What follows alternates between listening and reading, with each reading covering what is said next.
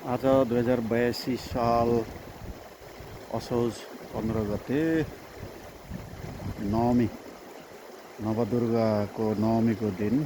अहिले म यहाँ कुनाको माथिल्लो घरमा छु। त्यसपछि यो दोस्रो घर हो। पानी सुरुमा खासै आएन, अहिले चाहिँ पसाउनी पाक्ने बेलामा धानको खेतभरि पानी छ। यो तल देखिएको यो घर चाहिँ अनदी। यो मलै नहाले पनि सप्रेकै छ, यसरी ढल्या छ। यो अनदी राम्रै फल्छ जस्तो लागेको छ यसपालि। यो कामै नभए पनि आज यसो हेरौँ भनेर आएको।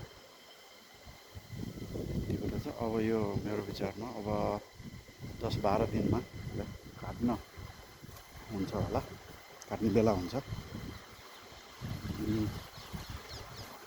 यो